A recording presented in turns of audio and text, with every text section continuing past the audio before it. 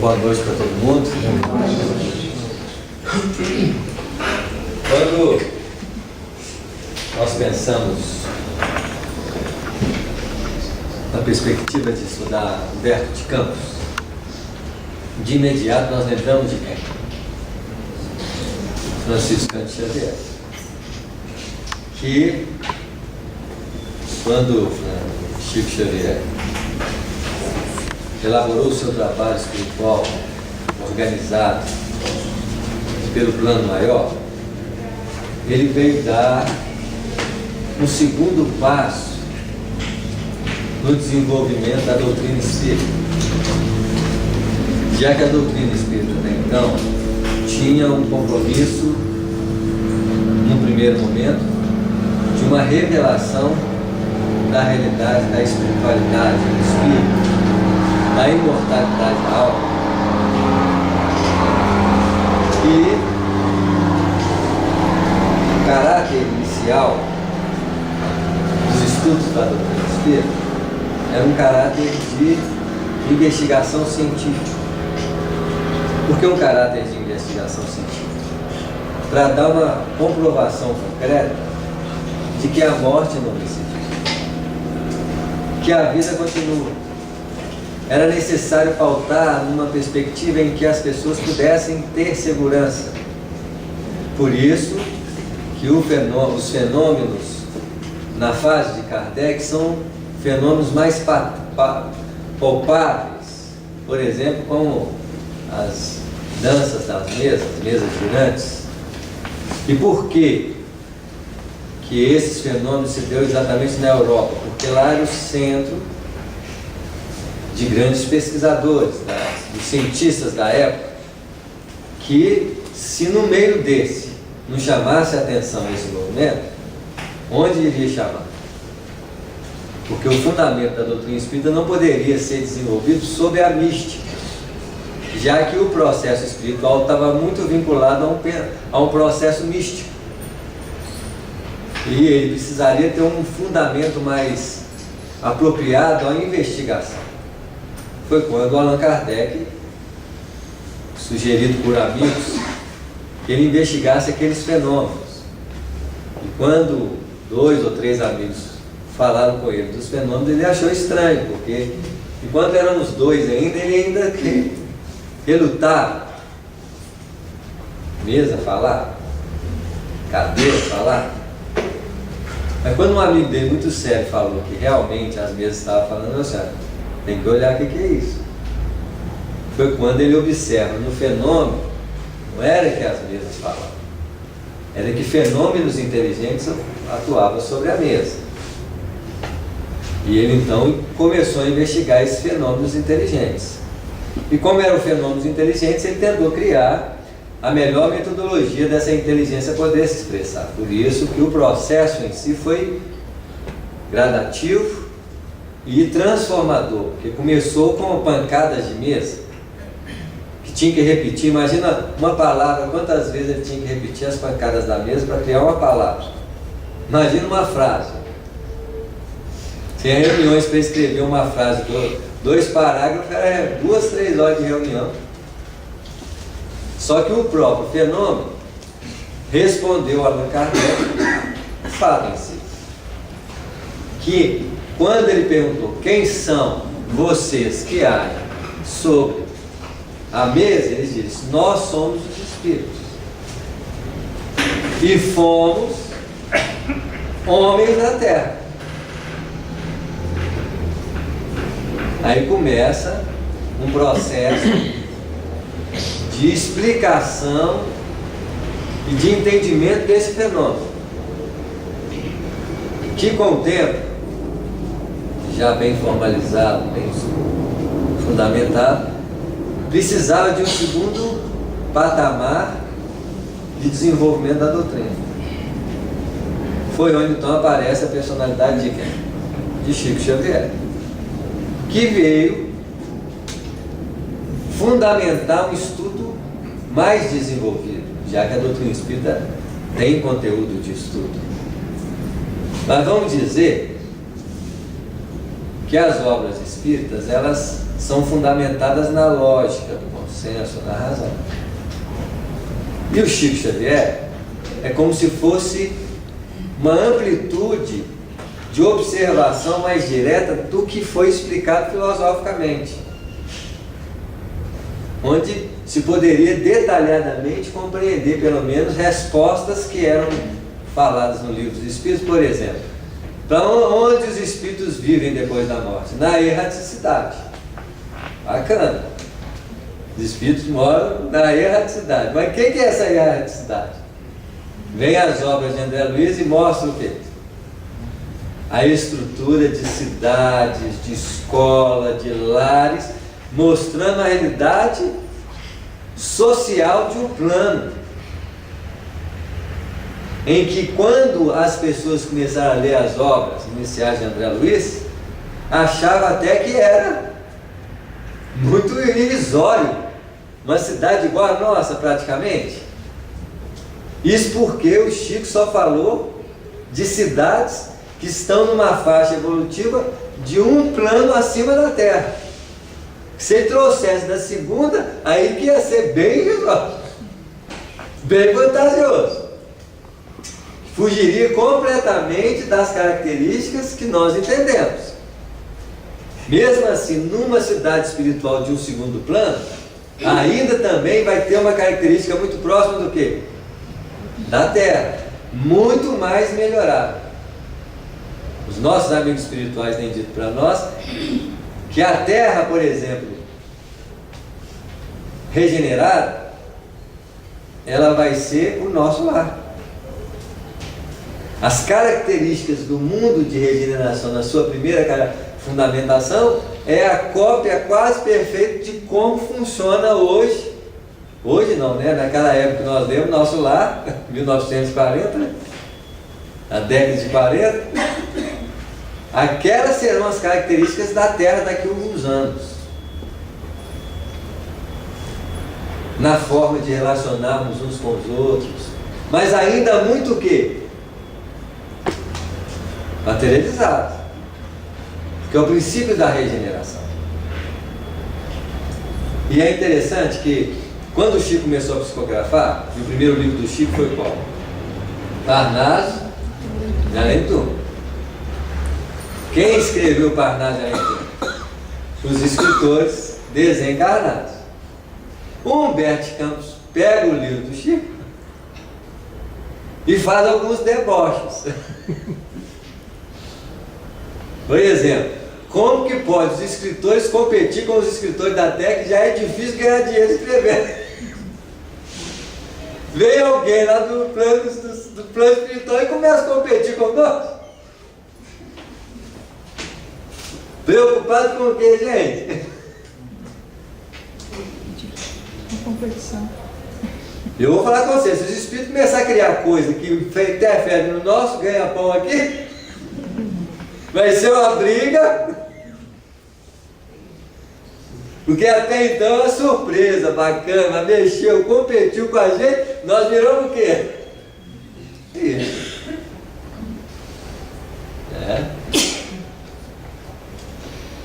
Aí o Humberto Campos faz isso. Ele em si não acreditava muito nessa historinha de imortalidade da alma. E é interessante que o trabalho fundamentado pelo Chico nesse primeiro momento, ele também teve algum respaldo e repetição dos trabalhos iniciais do Allan Kardec, que era a comprovação de que a morte não existe. Então não adianta só o Chico escrever as poesias no Parnaso de Além Túmulo, não. Ele tinha que escrever as poesias, os contos, com as características de quem? Dos escritores. Mas vocês imaginam que um escritor desencarnado, que desencarnou há 50 anos, ele tinha que escrever através do Chico? Como ele escrevia há 50 anos atrás. E por que ele tinha que fazer assim?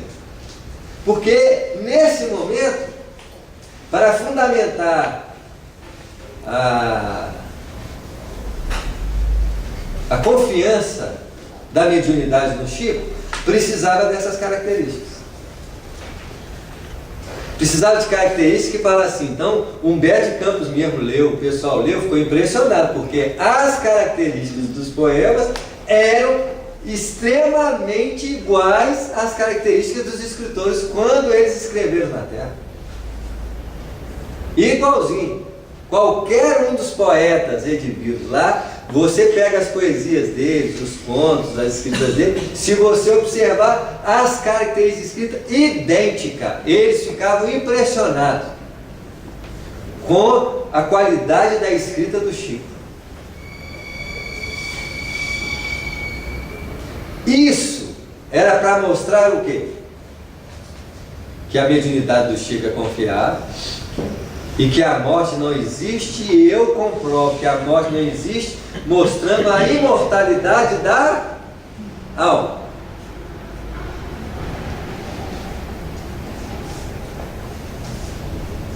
Aí o que com Humberto de Campos desencarnado acontece com ele? Já que ele desconfiou do Chico, foi convidado para trabalhar com ele. E quando ele pensou assim, vou escrever, eles viram assim, você escreve primeiro igualzinho você escrevia, porque senão também eles vão desconfiar de você. Como é que é? Você não gosta de usar termos, por exemplo, da mitologia grega? Então no início você vai ter que começar a escrever com mitologia grega.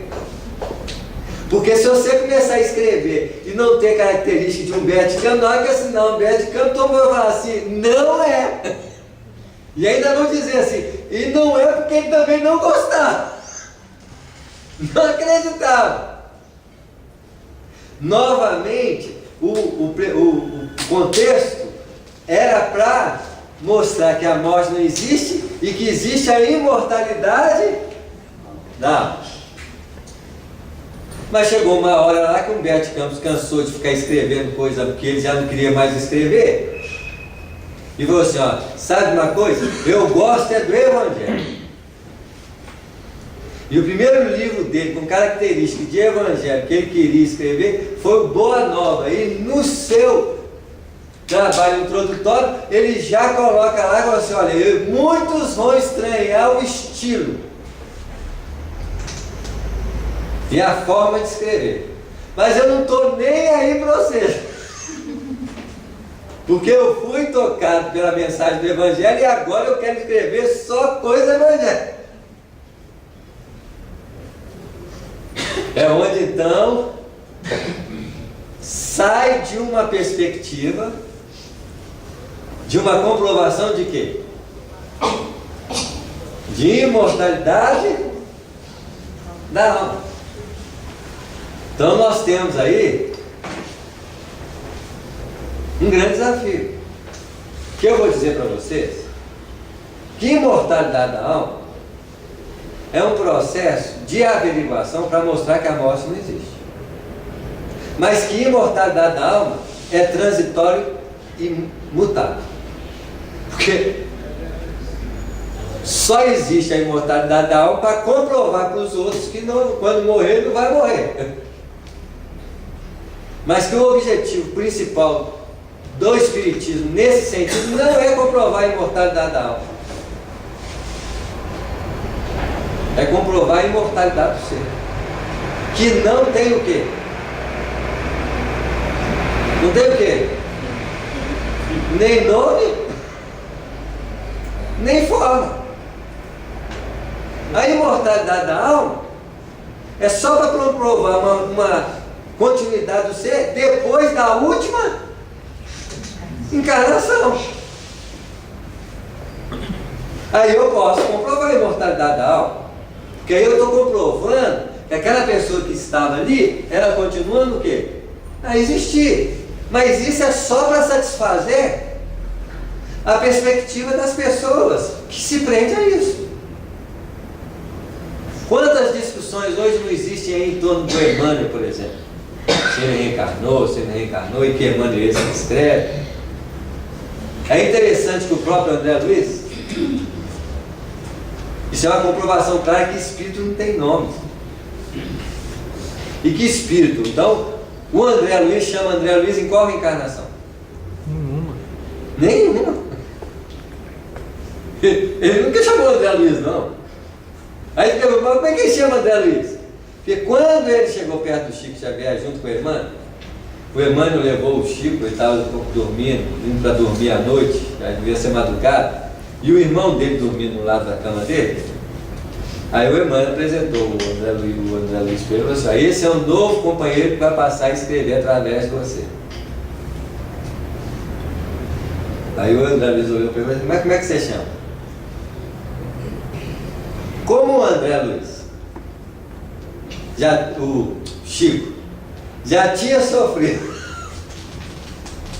uma perseguição por parte da família do Humberto de Campos,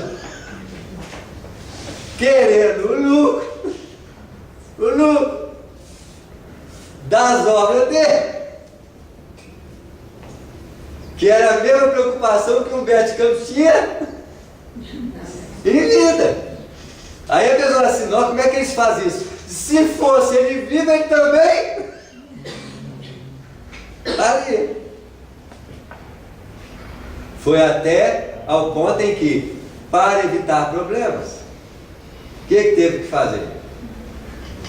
Mudar o nome de Humberto de Campos para Irmão X. Quando o André Luiz foi apresentado, ele falou assim: já antevendo os problemas, se a família do Humberto de Campos quis o dia da obra, certamente a minha família também vai querer. Então, a partir de agora, nós não vamos comprovar a imortalidade da alma. Vamos mostrar a imortalidade do ser, que é diferente da imortalidade da alma.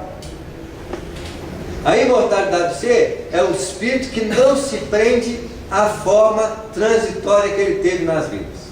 Porque, na verdade, se eu chamo Samuel hoje, quantos nomes eu já tive em outras vidas? E vocês? Agora eu pergunto para vocês, quem eu sou na verdade? Samuel, Carlos, José, Maria. Qual o quê? Hã? Nenhum. Mas ao mesmo tempo, todos. Isso quer dizer que espírito pega qualquer? Não. E não é só espírito elevado, não. Até os zombeteiros. Se vocês estão querendo um espírito na reunião, ele não apareceu, e o zombeteiro quer aproveitar, ele vai fazer o quê? Sou eu. Mas então como é que nós vamos distinguir se é ou não é? Como? Para me comprovar a imortalidade da alma, vou ter que pegar as características da mensagem. Quando eu leio o Nosso Lar, eu vejo a fala do Clarencio, eu tinha uma leve dúvida se o Clarencio não era o Emmanuel, porque os dois têm as mesmas características de resposta. Agora vocês imaginam se o Emmanuel fala assim com o Chico: Chico, eu vou ter que reencarnar agora, vou pedir o Clarencio para continuar. E ele vai assumir o nome Emmanuel, porque o que é nome Emmanuel? Quando o Emmanuel diz, outra pergunta: o Emmanuel chamou Emmanuel em qual reencarnação? Nenhum. Mas por que ele tem aquele nome? Em homenagem ao significado da palavra, do nome Emmanuel, que quer dizer o quê? Deus conosco. Ele usou um nome bíblico. Nunca chamou Emmanuel. Agora todo mundo fala assim: esse não é o Emmanuel. Qual Emmanuel? Aquele que era o Publius Lentulus. Mas ele é Publius Lentulus ou Emmanuel? Garanto que ele é muito mais Emmanuel do que o quê? Pergunta se ele quer ser chamado de Publius. Então, para as nossas necessidades, Humberto de Campos adequou, no primeiro momento, a uma perspectiva de comprovação da imortalidade da alma. O que é a alma mesmo, gente? Na definição do livro dos Espíritos, no livro dos Espíritos, O espírito encarnado. então, imortalidade da alma é a comprovação do espírito encarnado depois da morte. Para as pessoas ficarem confiantes, falar assim, meu pai continua vivo. E que é uma grande surpresa, a pessoa desencarna, assim, vou encontrar minha família toda. Aí desencarna, cadê meu avô? Aí eles ficam assim, você não vê não? Não, voltei agora. Como que eu vi ele? Ele era seu neto. Como é que é? Você está querendo dizer que eu voltei aqui para encontrar com meu avô e já está lá? E ele era o quê? Meu neto. Afinal de contas, o espírito é neto ou avô? O que é, gente? Ele é espírito. Ele é espírito que se reveste de posições, neto, avô, pai, mãe, por necessidades, e que tem nome por necessidades, mas no fundo ninguém é avô, nem pai, nem mãe, nem marido, nem mulher, só é transitória. Tem gente agora até estremeceu, não quero largar minha mulher de jeito nenhum, é minha. Meu marido é meu, que é isso? Foi um dos dilemas do André Luiz no livro Nosso Lar. Desapego. Mas e as almas gêmeas, almas afins? São vínculos estabelecidos a longas trajetórias. Mesmo as nossas famílias já são vínculos que já vem o quê? Vai entrando um, vai entrando o outro, mas são vínculos repetitivos. De vez em quando cai um paraquedista lá. O mesmo que nós previmos de. Por quê? Com o desdobramento da doutrina espírita, não temos que comprovar mais a imortalidade da alma. Pelo contrário. Porque essas características nós vamos ter que perder. A expressão do trabalho de Humberto de Campos, como de outros autores, era a comprovação da imortalidade da alma para comprovar para quem está vivo que a morte não. E para mim comprovar para quem está vivo que a morte não existe, eu tenho que comprovar a imortalidade da alma, que é diferente da imortalidade do ser. Por exemplo, tem um ser que até hoje nós chamamos com um nome que eu garanto para vocês que ele não chama mais. Que ser que é esse? Jesus, Deus muito menos. Deus tem nome? Até hoje nós chamamos Jesus de Jesus. 2000 anos se passaram, coitado de Jesus, tem que ficar atendendo pelo nome de Jesus por causa de quem? Eu garanto para vocês que ele não chama Jesus, mas atende à necessidade de quem? Das pessoas. Nós gostamos de materializar os espíritos. E uma das formas de materializar espírito é conservar nome e forma. Porque se aparecer um ser iluminado aqui, você fala assim, quem é você? Você fala assim, Jesus, duvido. Mas você duvida por quê? Só se você virar Nazareno. Aí Jesus vai ter que fazer? Mudar a forma dele, colocar uma forma nazarena. Aí se ele colocar uma forma meio diferente, ou você não é você não. A foto que eu vi lá não é essa não. Porque nós queremos que os Espíritos se materializem e formalizem como nós nos identificamos na vida.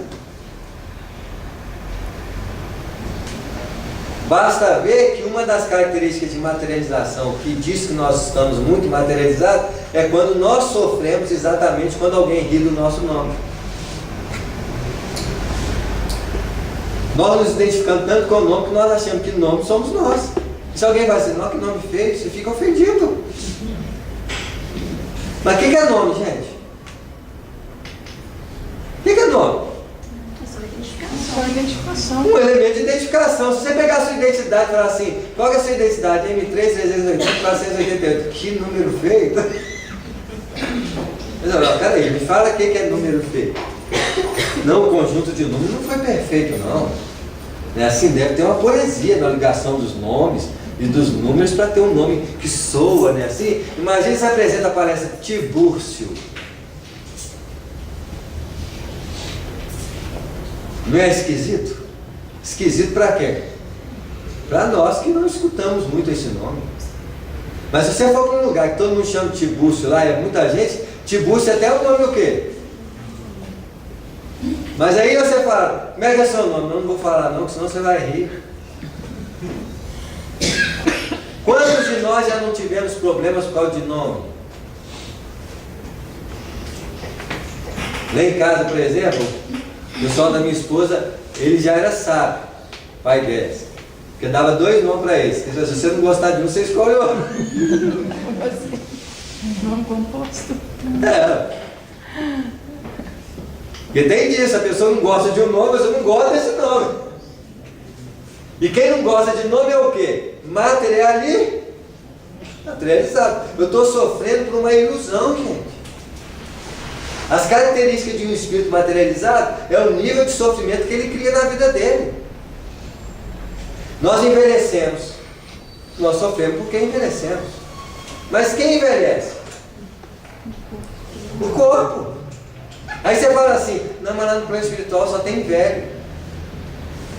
E por que lá no plano espiritual só tem velho?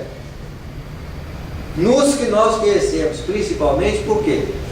No nosso lar. Porque é tanta gente desequilibrada que você não pode ficar bonito. Se aqueles espíritos ficam bonitos, todo mundo fica o quê? Apaixonado. Samuel, outro dia eu estava vendo uma palestra de um filósofo que eu gosto muito, e ele falou uma coisa assim que me deixou super feliz, né? Que ele fala assim que a gente não envelhece de jeito nenhum, que hoje nós somos a nossa versão mais nova. Mas nosso corpo envelhece. Sim. Porque ele é de quê? Matéria. Matéria. Se você olhar bem nessa região aqui, ó, se nós tivéssemos consciência de lembrarmos de todas as etapas da nossa vida, essa região não altera. Ela sempre é a mesma. É um foco de percepção contínua. Quando é que você sabe que você envelheceu? Quando você olha para o espelho. Ou então quando você corre, quando você sobe uma rua, você... O que está acontecendo comigo? É o corpo falando o quê? Vai com calma. Já notou que com a mente nós fazemos qualquer coisa? Você olha para o morro e fala assim, eu subo correndo. Aí o corpo fala assim, não faz isso não. Você é louco? Você pode até subir, mas eu não te acompanho não. Porque as características que nos afetam diretamente na matéria nos confunde a forma de ser. E Humberto de Campos, hoje, se fosse materializar, ele teria características completamente diferentes daqueles que teve quando ele era Humberto de Campos na Terra.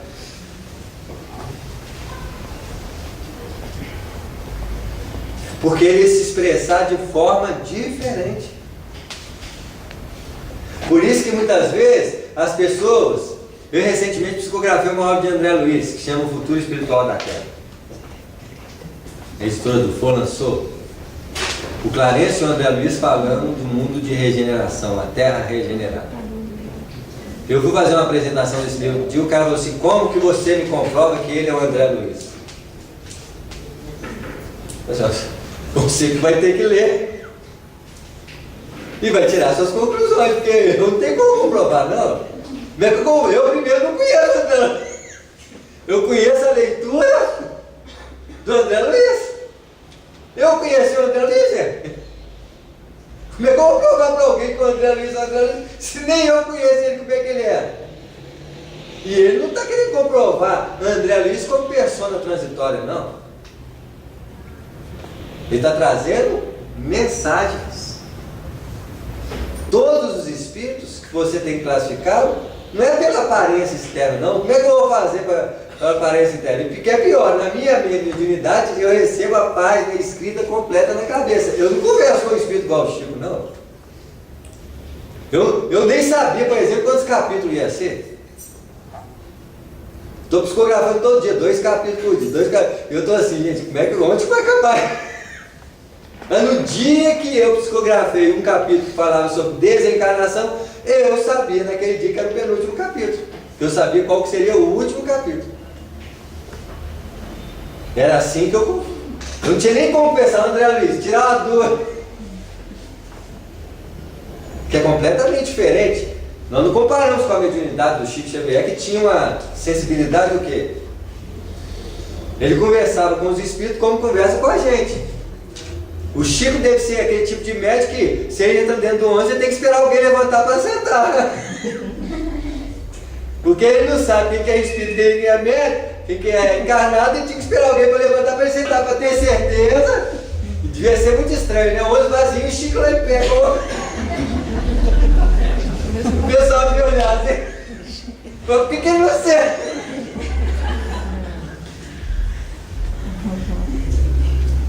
Ainda bem que o espírito também desce de ônibus. O espírito desce de ônibus fazendo o quê? Atrás dos... Eles pegam ônibus também porque eles vão atrás.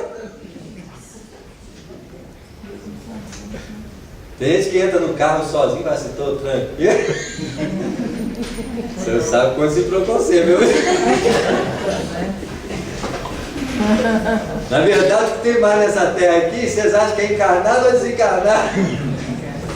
Hoje, na atual circunstância, deve ser no mínimo de 20 a 30 espíritos para cada um de nós. Vocês veem como é que é muito espírito desencarnado. Tem esse que vai no centro, que pega uma orientação. Você tem um obsessor e fica desesperado. Ele é ET. Um obsessor só? Isso é muito especial.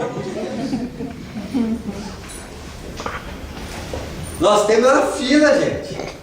Nós estamos tão cheios de desequilíbrio, que tem uma fila que espera um tipo de desequilíbrio acontecer para ele explorar. E a fila ainda faz troca. Vamos trocar?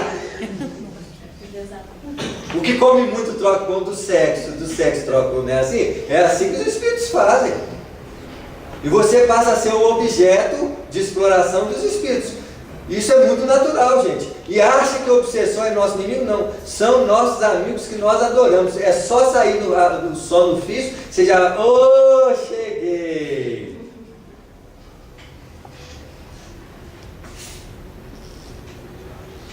Tem uma obra do André Luiz que ele chega na casa da médium, que participou da reunião mediúnica. Quando ele entra, ela foi almoçar, jantar, não sei, estavam os parentes dela tudo desencarnado, comendo com eles, conversando com eles, como se fosse uma coisa o quê? Normal. E espírito conversa com a gente com a mente. Então o espírito muitas vezes pergunta assim, como é que tá? E você não sabe por quê, você fala, não, tá tudo bem. Só que você está respondendo o quê? O espírito. Quando a gente estuda a natureza da mente, a expressão do pensamento falado, que é essa voz que você fica conversando o tempo todo consigo, você só não pode falar isso para o médico. Eu tenho uma voz na cabeça, é esquizofrenia. Mentira que ele também tem. Quantas vezes você não chega no ponto de ônibus, né? A gente até brinca aí, né? Aí você chega no ponto de ônibus, aí vem uma vozinha e fala assim, você trancou a porta? Gente, isso é espírito brincalhão. Sabe que a gente é distraído na hora de fazer as coisas?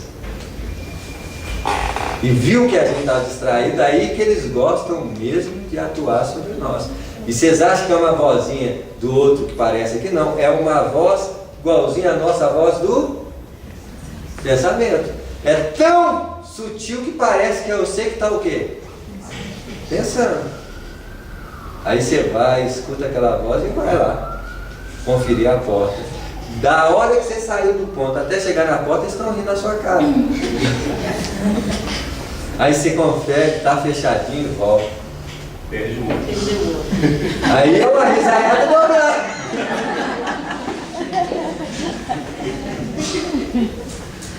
Atrasei ele. E aí quando você chegar e falar assim, você trancou ou você abriu?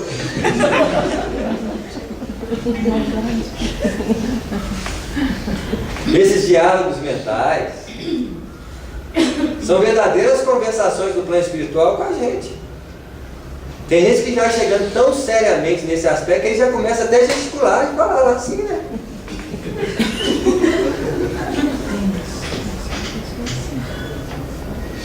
Então o papel de Humberto de Campos, na perspectiva da vida do Chico, era no primeiro momento para comprovar o quê? A imortalidade da alma. E que infelizmente nós vamos sofrer muito com isso. Só não estamos sofrendo agora. Existem fatores na existência humana, chama-se condicionamento humano, que é a impressão daquilo que você experimenta formando a sua personalidade. Por exemplo, o cara trabalha a vida inteira como médico. Ele acha que ele é o quê? Médico. E desencarna achando que é médico. Aí chega lá e fala assim, não, você não é médico não. Você foi. Isso não é você. E por que nós achamos que é você? Humberto Campos mesmo, ele é o quê? Inscrito lá no plano espiritual e pegou outro emprego. Qual foi o emprego do Humberto Campos no plano espiritual? Você sabe? Repórter. Ele é o verdadeiro repórter que iria o tempo todo entrevistar quem? Os outros desencarnados. Quantas obras você não viu Humberto de Campos entrevistando essas personalidades? Por exemplo, quem é que ele entrevistou aqui em Belo Horizonte? Numa festa que o povo adora. Foi Pedro, né? Foi o Pedro? Eu pensei que fosse o Judas. Ele entrevista Judas também, mas agora em Belo Horizonte foi o Pedro. Entrevistou muitos espíritos. Aquela atriz famosa de Hollywood, a Mary, ele era um repórter do plano espiritual. Pegou outra profissão, mas continuava o quê? Ditando para o Chico escrever. Então, o trabalho principal desses autores, como no caso do Humberto Campos, é comprovar a imortalidade da alma. Mas um dia nós vamos perder até esses traços identificadores para o nosso espírito. E eu fico imaginando como é que nós vamos relacionar uns com os outros. Já que não vai ter nem nome, nem forma, nem parentela, como é que nós vamos tratar uns aos outros? Como irmãos. Isso. Porque no fundo, toda a evolução humana, os fundamentos das reencarnações na expressão humana, é para desenvolver o que nós chamamos de fraternidade. É para que nós sintamos pelos outros aquilo que nós sentimos pelos nossos familiares. Só que nós costumamos a fazer isso, que você tem que reencarnar o quê? Muito. Um dia você vai ter tanto pai, tanta mãe, tanto filho, tanto isso, que você vai falar assim, tá bom, eu gosto de todo mundo. Não vai precisar mais gostar especificamente de um pai não, porque hoje mesmo nós temos que tomar cuidado com como é que nós tratamos as pessoas que estão perto de nós. Quantas vezes uma mãe reencarna na função simples de uma servidora do lar? Porque ela não precisava reencarnar conosco e falar assim, mas eu não posso ficar nem perto, não. Mas pode. Você nasce num lugar lá, aí eu trabalho para eles. Aí nós, o que nós fazemos com quem está trabalhando para a gente? Quer ver logo que desencarnar, vai ser a sua mãe. Olha a decepção que nós vamos ter. Por isso que nós precisamos romper as barreiras dessas identificações. Porque toda a identificação é padrão de fixação de valores transitórios na expressão do espírito. Nome, forma. A maioria de nós reencarnou em condições físicas, sociais escolhidas, em decorrência do passado espiritual. Tem gente que fica aí penando para passar no vestibular, correndo atrás para estudar, mas foi o mesmo estudante no passado, o pai pagava todas as universidades para ele fazia o quê? Não frequentava um dia de aula. Ele só ia para a escola para quê? Para festejar. Perdeu o direito de estudar com facilidade. Para estudar tem que provar o quê? Empenho, esforço. Vai demonstrar na vida, mas assim, não vai ser fácil. A nossa vida é assim, gente. Cada um de nós escolheu. Tinha gente que fala assim, eu queria nascer muito bonito. Cuidado. Queria nascer naquela família, em meio, sangue azul. Tudo ilusão. Nós precisamos perder essas características.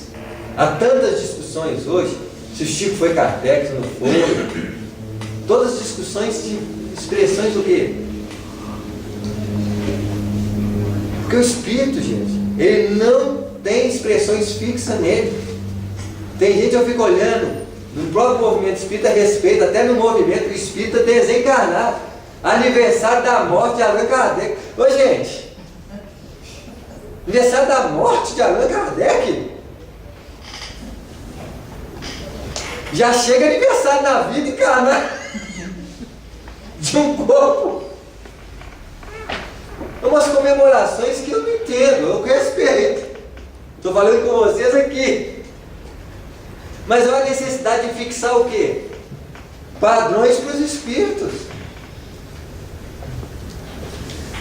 Não tem como comemorar a morte da Allan Kardec, nós temos que vivenciar a verdade que ele desenvolveu dentro de nós. A melhor comemoração que nós podemos dar do Evangelho é vivê-lo. Não é comemorar cada ano, Natal. Isso aí é expressão superficial na nossa vida. Porque representam caracteres de formação personalística que é característico da evolução humana. O homem precisa padronizar-se em caracteres, em formas, para ser identificado. A pior tristeza que tem é quando você chega num lugar e ninguém o quê? Te reconhece, te cumprimenta. Tem que chegar numa festa e ninguém cumprimenta. Aí você, será que eu desencarnei? Eu já morri? Pela necessidade de ser reconhecido. É cada coisa. Nós precisamos compreender que esses elementos que funcionam na realidade humana, essa necessidade de valorização, de reconhecimento, de ser amado, de ser reconhecido, não é assim? Você faz uma comida e fica esperando o outro falar. Ó, tá bom demais. Pior se você alimenta isso, você se abriu ao problema. Porque no outro dia a pessoa pode falar assim, nossa, tá perto. Que é aquela sensação que você cresceu, torna-se o quê? Murcha. Então a expressão do Evangelho que é muito bacana. Aquele que se exaltar será rebaixado. E aquele que se rebaixar vai ser o quê? Exaltado. Qual dos dois é melhor? Hã? O que rebaixa? Mas se ele for rebaixado, ele vai ser o quê? Exaltado. E se ele for exaltado, ele vai ser o quê? Gente, Jesus mostrou o problema humano. Nenhum dos dois é o quê? Bom não. São os anseios de diminuição e de grandeza nas ilusões da forma do homem existir. Porque o Espírito, ele não tem essas características na sua expressão de pureza. Jesus nasceu em meio o quê? A manjedoura, para mostrar para os homens que a grandeza de um ser não depende da grandeza superficial dos valores humanos. Foi a maior grandeza de um ser que nasceu nessas condições. Qualquer um de nós, na hora de reencarnar, fala assim, você nasceria ali? O que é isso? Isso é prova demais, né? Sem teto, sem lugar para nascer, no meio dos animais ali? Aí você está querendo demais para mim, não é assim? Passar no cenário da vida, de todos os grandes espíritos que passaram na Terra, foi o único que não escolheu reinado nenhum, não escolheu nada para nascer sobre as condições de aparecer. Buda foi filho de um príncipe. Não é assim? Apesar da grandeza espiritual de todos eles, Jesus não se identificava com as expressões de valorização das personalidades do nosso ser. Quantas vezes nós sofremos pela ilusão disso? E nós ainda queremos perpetuar isso depois do quê? Depois da morte. Uma das coisas que o espírito tem que aprender é perder nome e forma. O Chico Xavier foi Chico Xavier. Hoje ele é Chico Xavier? Não. O Chico Xavier desencarnou no que dia? Aqui no Brasil, ali, ó.